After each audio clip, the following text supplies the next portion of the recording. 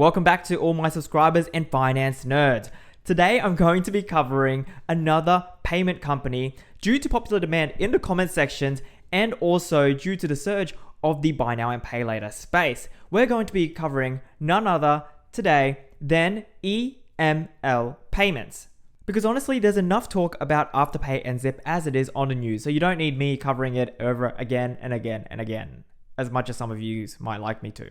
Now, instead of EML payments, I was actually going to talk about the market, the situation at the moment, and what my thoughts are behind that. If you want that video, put that in the comments below right now. And whilst you're there in the comments, just give this video a like anyways. So smash the like button, leave me a comment down there if you want a market rant or not. But today, we're not doing that. We're doing EML payments. Now, to be honest and frank with you guys, I actually thought this was going to be like a buy now, pay later copycat. Like when there was a lot of suggestions about it in the comment section below, I was thinking I'm going into this one, looking at another one of these, AfterPays, another one of these zips, but then going through the reports, they were using totally different metrics than I was used to seeing from the other two companies. And one thing in particular really stood out to me, and kind of a spoiler, is that they're profitable already. So for those of you like myself who didn't know, what exactly is EML Payments? Let's get into it. So EML Payments Limited provides payment card technology solutions. The company offers prepaid, disbursements, and funding card programs for gaming payouts, government disbursements, healthcare reimbursements, and commission payouts. And its reach is global from North America, Australia, over to the EU.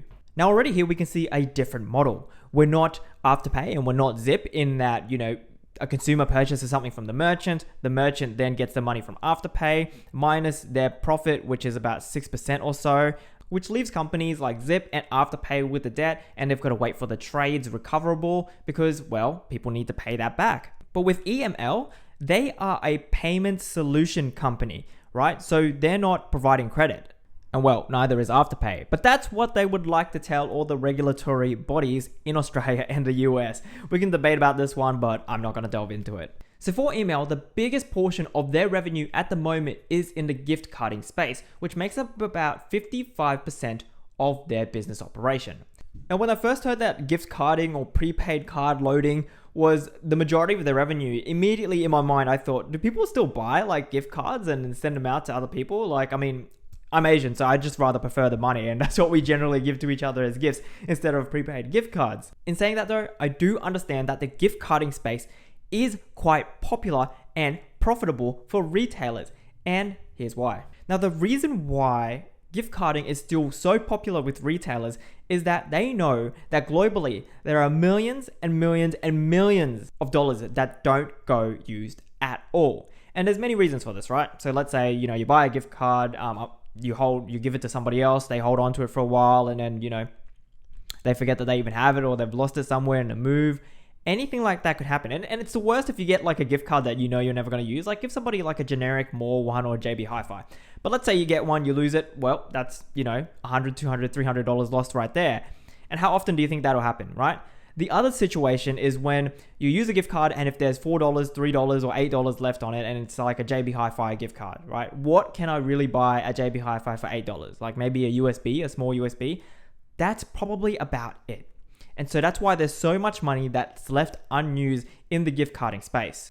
And you'd actually be surprised because for some businesses, their gift cards actually make up 20% of their revenue stream. And for Qantas cards or Qantas frequent flyer points, it's a very similar story. And so the only reason why I go over this is so you kind of get an idea and understand why retailers still use gift cards and why gift cards are still relevant in this day and age. And just to give you an idea, I'll actually put some numbers to it. So remember how I mentioned Qantas before? Look at how much money they make from frequent flyer program alone. Yeah, that's a lot of money. And same goes for Virgin Velocity. They're not actually under the same company. Virgin and Virgin Velocity points, same goes for Qantas. But anyways, enough of the gift carding and Qantas talks. Their partnerships are with large shopping malls around the world, which big real estate trusts own, with the most obvious one being in Australia of Westfield. Now, obviously, I don't have to tell you, but we've got a big issue here with this. Because, well, some stores are still closed. And when most people buy gift cards, they go to shops to actually cash in the gift cards. And so if you have people who are less likely to be able to redeem their gift cards, they're not going to be going into the shopping malls to buy it because, well, that's just throwing money away. Now, in a recent interview with the Switzer Report, Tom, their CEO, acknowledged that although gift cards is a large portion of their revenue, he said, given the current situation, it'll be a much smaller portion. And interestingly, he acknowledged that he doesn't expect that portion of their revenue to recover to the same levels for another 2.5 years. Now, this message alone, hearing this from a payment CEO with a whole lot of other, professionals in this space is interesting. And it's quite odd because we still keep seeing the market go up, even though a lot of people are noticing that there's going to be less purchases being made and that the recovery time is going to take us about 2 to 3 years.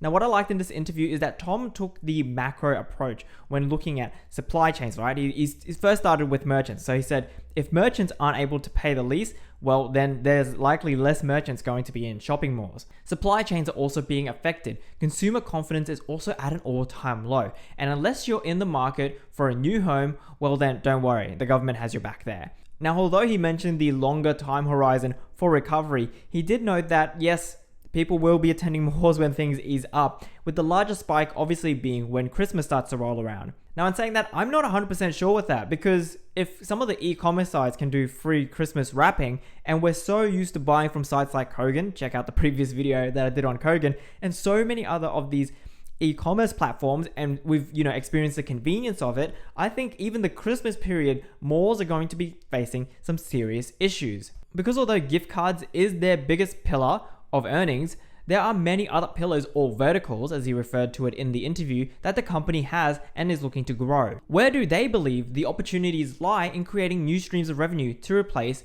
the one that they've had with the gift cards? Now, one of the things EML is looking at is increasing their market share in the salary sacrificing space. That's right, I mentioned it, salary sacrifice.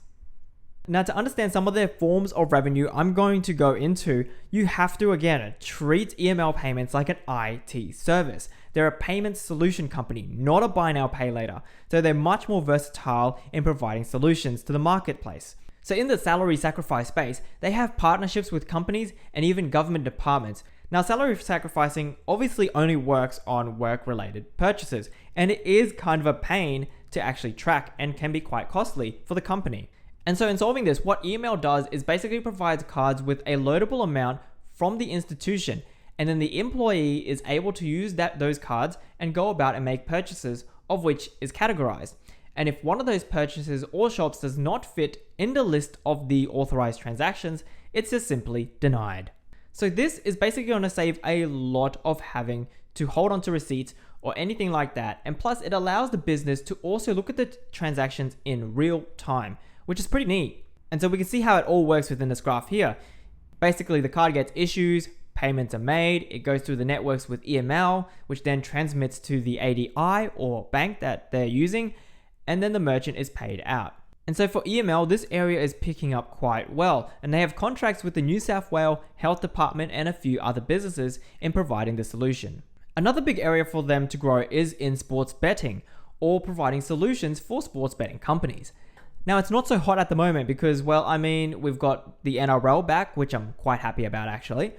But I will say that this is an area which is growing, and if people aren't able to attend the sporting venues and getting smashed with enough sports bet ads, then I can see many more watchers participating in a nice little bet of, let's say, $1 million.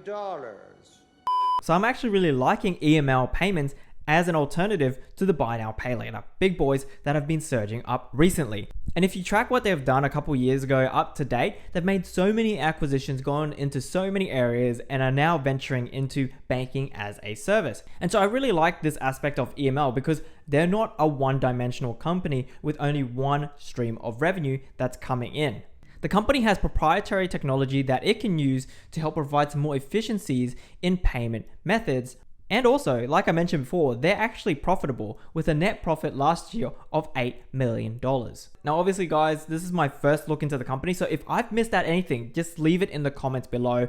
Let me know what I've missed out. teach some of the other people in the comment section as well. I'm really liking the future trajectory of this company. What the CEO has put out there is quite transparent and seems like a pretty decent bloke in the interviews. He's also got a large holding of shares in the company as well, so he has a vested financial interest to see this company do quite well. But that's it for me, guys. I hope you guys enjoy your weekend and have a good one. Take it easy. See you next time. Cheers.